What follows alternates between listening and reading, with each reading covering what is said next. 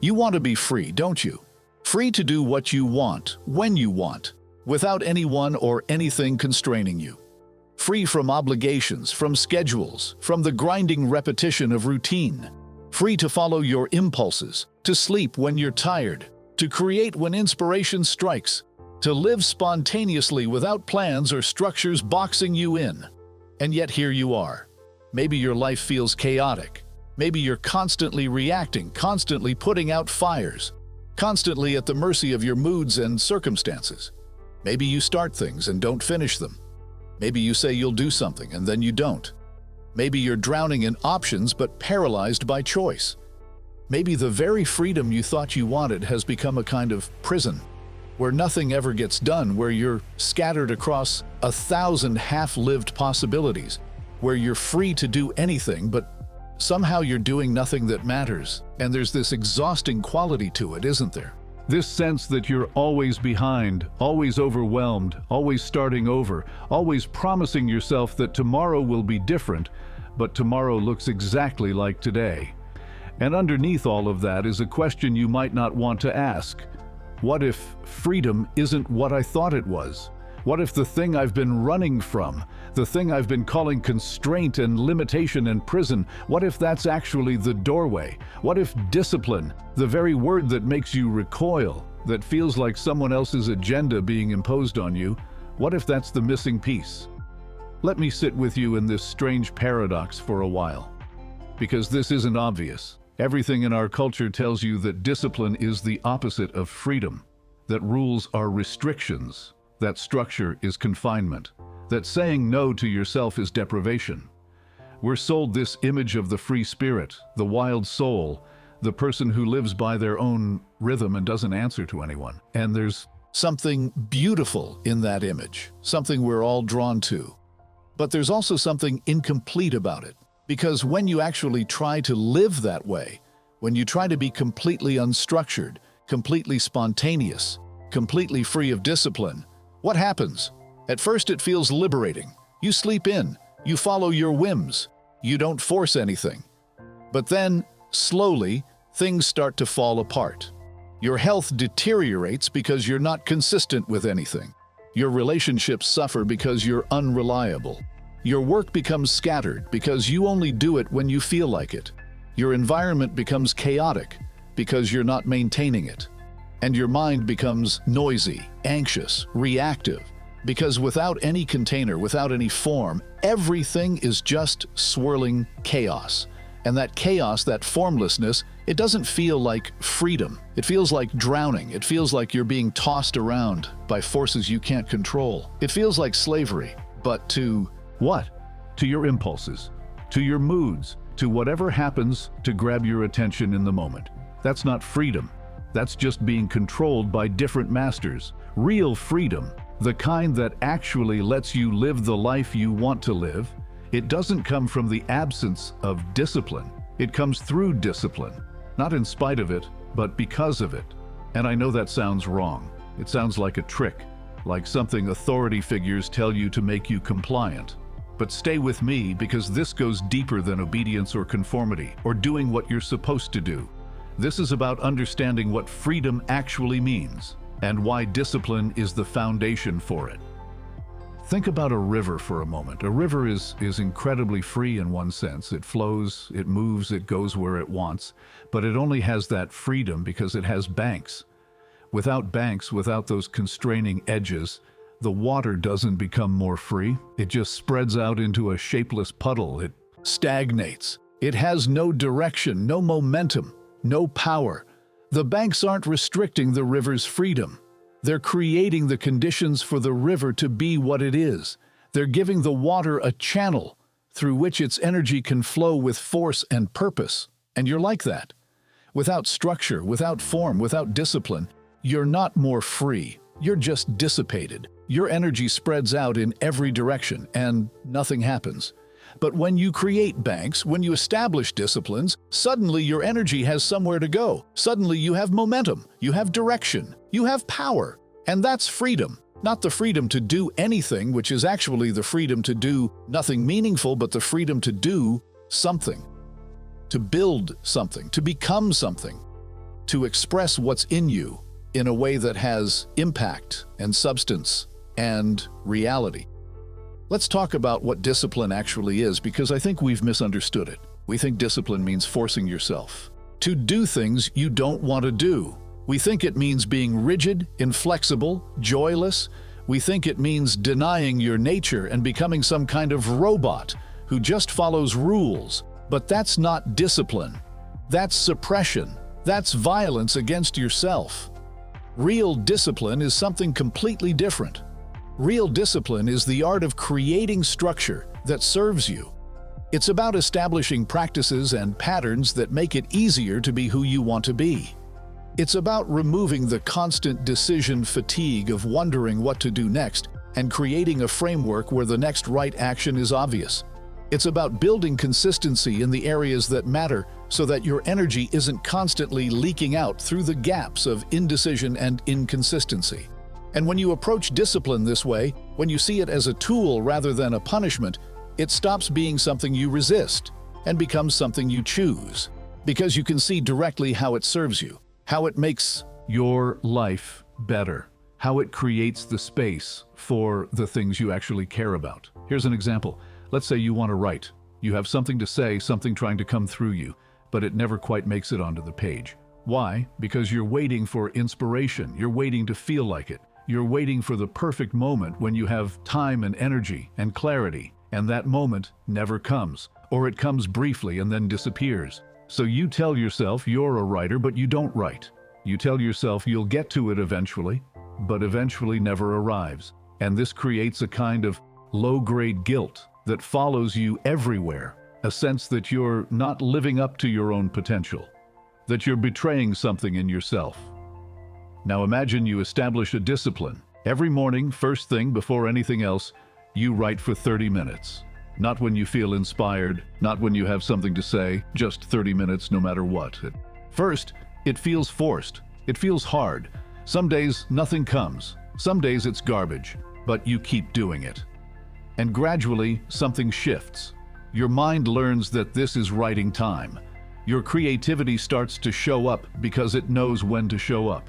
The practice becomes easier, not because you're forcing less, but because you've created a groove, a channel. And now, instead of wondering if you'll ever write that thing you want to write, you're writing it. Not someday, today, every day. That discipline, that structure, it didn't restrict your freedom to write. It created your freedom to write. Because without it, you never did. With it, you do. That's the paradox. The constraint is what enables the expression. And this applies to everything. You want to be healthy? You need the discipline of consistent movement and nourishing yourself well. You want deep relationships? You need the discipline of showing up, of listening, of being present instead of distracted. You want financial stability? You need the discipline of managing your resources instead of just reacting to them. You want peace of mind? You need the discipline of practices that cultivate presence and awareness. None of these things happen accidentally. None of them come from just going with the flow and seeing what happens. They require intention, they require structure, they require discipline. And that discipline is what gives you the freedom to actually live the life you say you want, instead of just dreaming about it while your actual life happens to you by default. This is what people miss. They think freedom is the starting point. They think if they just have enough freedom from external constraints, then they'll naturally become who they want to be. But it doesn't work that way. Freedom is the result. Discipline is the cause. You create the conditions through discipline, and freedom emerges as the natural consequence. Not freedom as the absence of constraint, but freedom as the presence of capacity. The capacity to do what you want to do, to be who you want to be, to create what you want to create. That's real freedom, and it's built on discipline. Now let's go deeper into this, because there's another dimension to this paradox that's worth exploring. Discipline doesn't just create freedom in the practical sense of getting things done. It creates freedom in a much more fundamental way. It frees you from yourself, from the tyranny of your own conditioning, your habits, your reactions, your patterns that keep repeating whether you want them to or not. Most of us are not free at all. We think we are. We think we're making choices. But if you watch yourself closely, if you really pay attention, you'll notice that most of your behavior is automatic. You react the same way to the same triggers.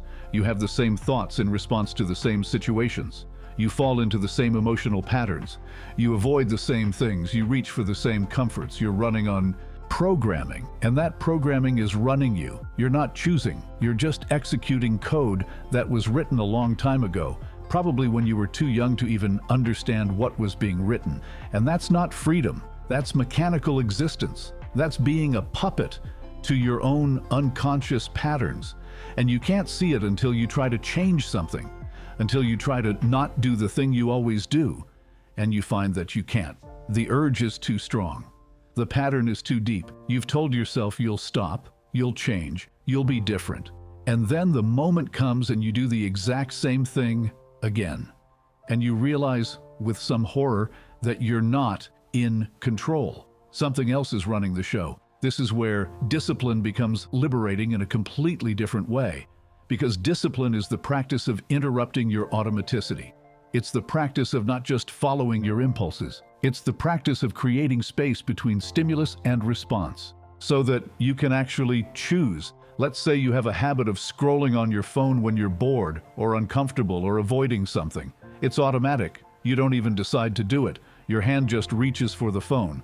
But if you establish a discipline, if you say, I'm not going to look at my phone until noon, suddenly there's resistance. The urge comes, and you can't just follow it. You have to feel it without acting on it. You have to sit with the discomfort. And in that sitting, in that not doing, something profound happens. You start to see that the urge is just an urge. It's not you. It's not a command you have to obey. It's just a sensation, a thought, a pull, and you can watch it.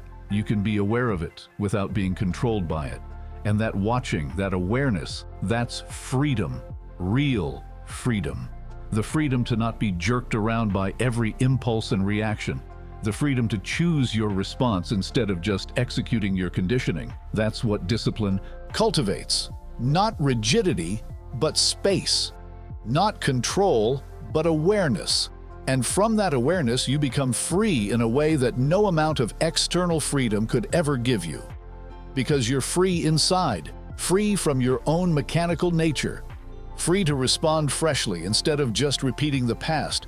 And here's what's beautiful about this.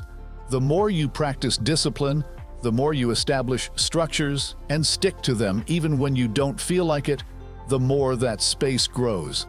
The gap between impulse and action widens. Your awareness becomes stronger. Your capacity to choose becomes greater. And eventually something shifts.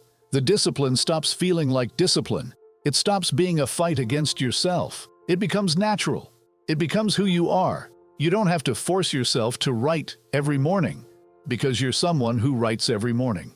You don't have to make yourself exercise because you're someone who moves their body. You don't have to resist the phone because you're someone who doesn't need constant stimulation. The discipline has transformed into identity, and that's when you're truly free, because you're not fighting yourself anymore. You're not using willpower to override your nature. Your nature has changed. You've reprogrammed yourself through consistent practice, and now what used to take effort is effortless. What used to require discipline is just what you do. That's the ultimate freedom. When your discipline becomes your nature and there's no gap, no conflict, no sense of forcing, just flow, just natural expression of who you've become. But let's be honest about the beginning, because getting to that place where discipline feels natural, that takes time. And at the start, it's hard, it's uncomfortable. It feels like you're doing violence to yourself. Your whole system rebels. Every cell in your body wants to go back to the old pattern. Your mind generates 1,000 reasons why you should skip today, why it doesn't matter, why you can start again tomorrow. And this is where most people fail. They start with enthusiasm. They set up the perfect routine. They commit fully. And then on day 3 or day 7 or whenever it gets hard, they fold. They give in to the resistance. They tell themselves they'll try again later with a better system. But they don't need a better system. They need to understand what's happening in that moment of resistance and why it's so important to move through it anyway. When you feel that resistance, when every part of you is screaming to just give up and go back to the old way, that's not a sign that something's wrong. That's a sign that something's right. That's a sign that you're at the edge, that you're challenging the programming, that you're in the exact place where change happens. And if you back off, if you give in, the programming wins. The pattern gets reinforced. You prove to yourself that you can't change, that you're not someone who keeps commitments, that discipline isn't for you. But if you stay, if you do the thing anyway, even though you don't want to, even though it feels terrible, you're doing something much more important than whatever the task is. You're reprogramming yourself. You're proving that you can choose differently. You're building the muscle of will, and that muscle, that capacity, that's what eventually makes discipline effortless. So the beginning is supposed to be hard. That's not a bug, it's a feature. That's how you know you're actually changing something fundamental rather than just rearranging surface behaviors. And you have to respect the process. You have to understand that this discomfort is temporary and necessary, that you're in the fire right now and it's burning away what needs to burn. Your old identity is dying. Your old patterns are being dismantled. And that feels like loss, even though it's actually liberation, because we get attached to our patterns even when they're destroying us. They're familiar, they're known, and stepping into discipline, into a new way of being, that's stepping into the unknown. That's scary. Your system doesn't like it. So it creates all this resistance to keep you safe, to keep you where you are. But that safety is an illusion. Staying where you are isn't safe. It's just familiar. And if you can see that, if you can recognize the resistance as protection rather than truth, you can move through it. You can feel the fear and do it anyway. Not because you're brave, but because you understand that the fear is just a sensation. It's not real danger. It's just your nervous system responding to change. And change, even positive change, always feels dangerous at first. And here's something to remember. Discipline isn't about perfection. It's not about never missing a day or doing it exactly right every time. It's about consistency over time, about showing up more often than you don't, about getting back on track when you fall off without making it mean something terrible about you. Because you will fall off. You'll have days where you skip the practice, where you break the discipline, where you go back to the old pattern. And that's fine. That's human. The question isn't whether you'll stumble. It's whether you'll use that stumble as evidence that you can't do this, or whether you'll just stand up and start again. Because discipline isn't built through perfection. It's built through returning, through starting over without drama, through treating each moment as a fresh opportunity instead of carrying the weight of all your previous failures. That's the practice. Not maintaining some pristine streak, but cultivating the willingness to begin again and again and again. And every time you begin again, you're strengthening something. You're proving to yourself that you're not fragile, that you don't need everything to be perfect to keep going, that your commitment is deeper than your moods or circumstances. And that's power, real power, the kind that actually changes lives. Now let's talk about what discipline gives you beyond the obvious benefits of getting things done and building capacity. There's something else that happens when you live with discipline. Something subtle but profound. You start to trust yourself. Think about it. How many times have you said you'll do something and then didn't do it? How many promises have you broken to yourself? How many times have you set an intention and then abandoned it when it got hard or inconvenient?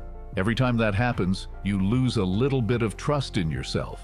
You learn that you're unreliable, that you don't follow through, that your word doesn't mean anything, even to yourself. And that erodes something fundamental. It creates a background anxiety, a sense that you can't count on yourself, that you're weak, that you're not the kind of person who does hard things or keeps commitments or changes patterns. And that identity, that self-concept, it becomes self-fulfilling. Because if you think you're someone who can't maintain discipline, you won't. You'll give yourself permission to quit. You'll see your failures as inevitable rather than as choices you're making. But when you start to build discipline, When you say you'll do something and you actually do it, something shifts. You start to rebuild that trust. You start to prove to yourself that you are someone who follows through, that your word means something, that when you commit, you can trust that commitment. And that creates a completely different internal reality, a sense of stability, of capability, of self-respect. Because you're not constantly letting yourself down anymore. You're not always carrying that guilt and shame of broken promises. You're clean, you're aligned. What you say and what you do match. And that alignment creates peace. It creates confidence. Not arrogant confidence, but quiet confidence. The knowledge that you can rely on yourself. That if you say you'll do something, you will. And that changes everything. Because when you trust yourself, you stop being afraid of challenges. You stop avoiding things that are hard. You stop making excuses. You know that if you commit to something, you'll see it through.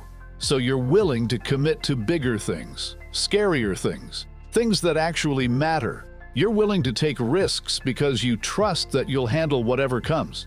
You're willing to start projects that might fail because you know you'll learn from the failure and keep going. You're willing to be vulnerable in relationships because you trust that you can handle being hurt. You're willing to face your fears because you trust that you can sit with discomfort. That trust, that self-trust, it's the foundation for everything. And you can't develop it through affirmations or positive thinking. You can only develop it through action, through doing what you said you'd do over and over until your system believes you. And that's what discipline is. It's the practice of keeping commitments to yourself. It's the training ground for self-trust. And as that trust grows, so does your freedom. Because you're no longer limited by the fear that you'll let yourself down. You know you won't. You have evidence.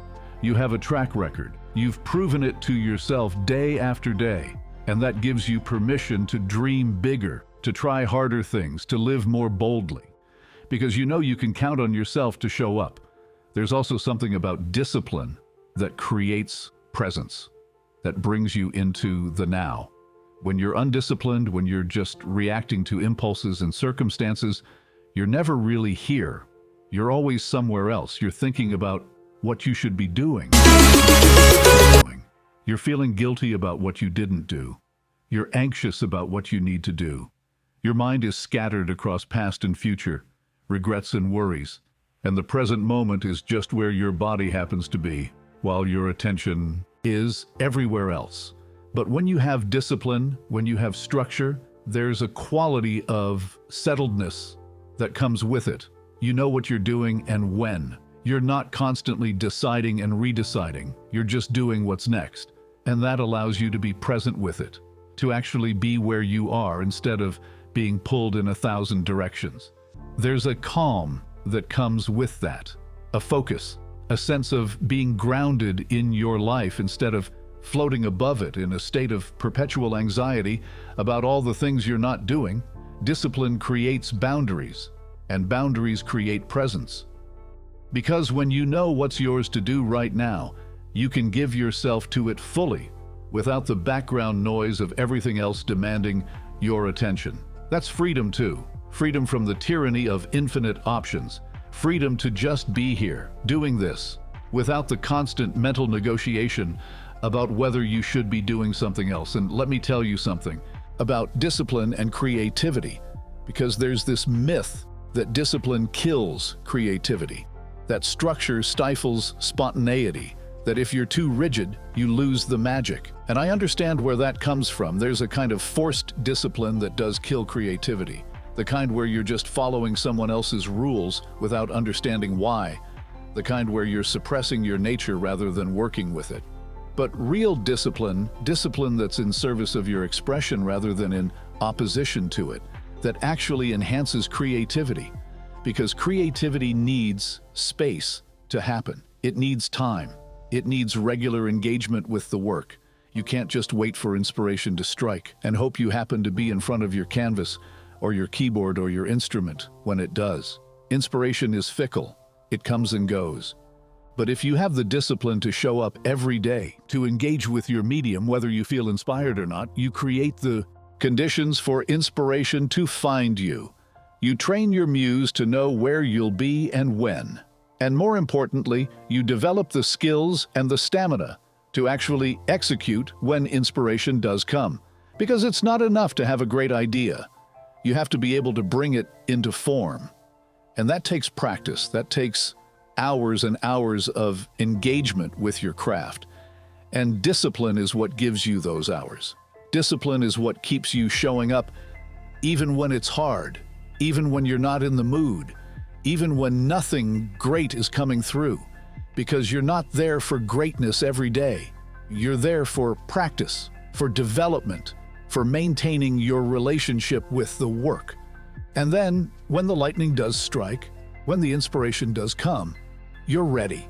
You're warmed up, you're skilled, you're in the groove, and you can channel it into something real, instead of just feeling it pass through you and wishing you were prepared to catch it. So discipline doesn't kill creativity. Lack of discipline kills creativity, because without discipline, you never develop the craft. You never put in the hours. You're always starting over. You're always a beginner. You never go deep enough into your medium to discover what's really possible. You never push through the awkward middle stages where you're not a beginner anymore, but you're not skilled yet either. You just dabble. You just play around. And that's fine for a hobby. But if you actually want to create something, if you actually want to express what's in you in a way that has power and beauty and impact, you need discipline. You need to show up. You need to put in the time. You need to develop the skills that let you translate what you see in your mind into what exists in the world. And that's a long process, a disciplined process. There's no shortcut, there's no hack, there's just the work, and the work requires discipline. But here's what's beautiful. Once you have the discipline, once you've built the skills, then you can be spontaneous. Then you can improvise. Then you can play, because you're playing from a foundation of mastery. You know your instrument so well that you can do anything with it. You've internalized the rules so deeply that you can break them artfully. You've developed such facility that expression becomes effortless. And that's the ultimate freedom for a creator.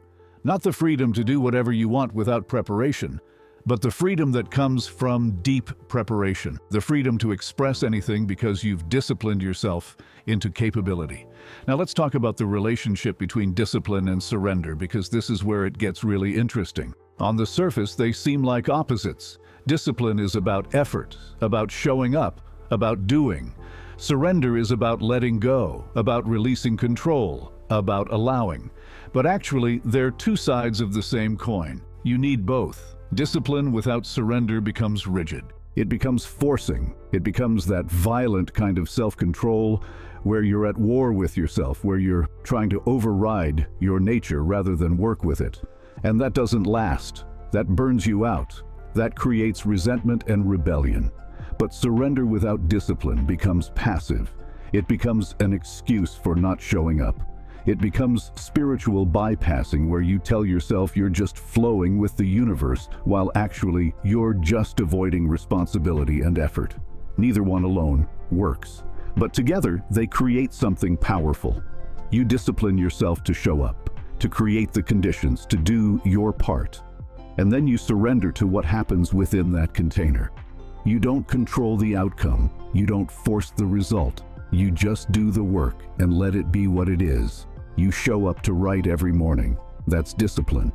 But what comes through, you don't control that. That's surrender. You maintain your meditation practice consistently. That's discipline. But what insights arise, what shifts happen, you can't make that happen. That's grace. That's surrender. You see? The discipline creates the channel. The surrender allows the flow. And when you have both, you're working with reality instead of against it. You're doing your part without trying to do the whole thing. You're participating fully while also letting go of attachment to outcomes. And that's the sweet spot. That's where real power lives. In that balance between effort and ease, between doing and being, between structure and spontaneity. And maybe this is what discipline really is at its deepest level. It's not about control. It's not about forcing yourself into some rigid shape. It's about creating conditions where your deepest nature can express itself. It's about building structures that support who you actually are, rather than trying to become someone you're not. It's about removing obstacles and creating clear channels so that what wants to come through you can come through you. Because there's something in you that wants to express, something that wants to create, to contribute, to become. But it's blocked by your habits, your patterns, your lack of consistency, your scattered energy, your reactive living. Discipline clears those blocks. It creates space. It builds capacity. It makes you available to be used by whatever is trying to come through you. And in that sense, discipline is an act of service. Not self-punishment, but self-preparation. You're preparing yourself to be a clear channel. You're preparing yourself to be useful. You're preparing yourself to fulfill whatever you're here to do. And that preparation requires consistent practice. It requires showing up. It requires discipline. But the discipline serves something larger than yourself. It serves your purpose, your calling, whatever you want to name, that sense that you're here for something.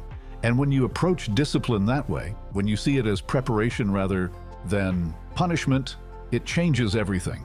It stops being about willpower and starts being about devotion. You're devoted to what wants to emerge. You're devoted to your highest expression. And the discipline is how you honor that devotion. It's how you prove that you're serious. It's how you demonstrate that you're ready to receive what's trying to come through. And that makes discipline sacred. It makes it holy. It makes it an act of worship, not worship of some external deity, but worship of the mystery that's expressing itself as your life. Worship of the creative force that's trying to use you as an instrument. And when you approach discipline from that place, from that sense of sacred service, it's no longer a burden. It's a privilege. It's an honor to get to show up, to get to practice, to get to prepare yourself for whatever is coming. That's not restriction. That's the deepest freedom there is. If these ideas are resonating with you, if something in this exploration is touching something you've been trying to understand about discipline and freedom and how they relate, I want to invite you to do something simple, like this video. Not as a favor to me, but as a marker for yourself, as a way of acknowledging that something landed here, that you're ready to see discipline differently, that you're ready to build structures that serve you, rather than seeing all structure as confinement.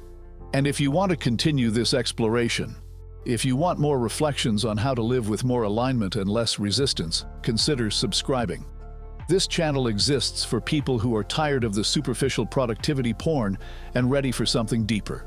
For people who understand that real change happens from the inside out. For people who are willing to do the work of transformation, not through force, but through understanding. If that's you, you're welcome here. Your presence in this community matters. Your journey matters. And your willingness to engage with these questions matters more than you know. As we come to the close of this reflection, I want to leave you with something to consider. What would your life look like if you were truly disciplined in the areas that matter? Not perfectly disciplined, not rigidly disciplined, but consistently disciplined. What would become possible? What would you create? Who would you become? What freedom would you experience that's not available to you now? Because the life you actually want, the one you think about late at night or early in the morning when you're honest with yourself, that life is on the other side of discipline. It's not on the other side of more freedom from structure. It's not on the other side of finally getting motivated or inspired enough. It's on the other side of consistent practice, of showing up even when you don't feel like it, of keeping commitments to yourself, of building the skills and capacity that your vision requires. And that's not someday. That's now, right now, today. You can start today. You don't need everything figured out. You don't need the perfect system. You just need to choose one thing, one small thing, and commit to doing it consistently. And then show up for it. And keep showing up. And let that consistency teach you what discipline actually feels like.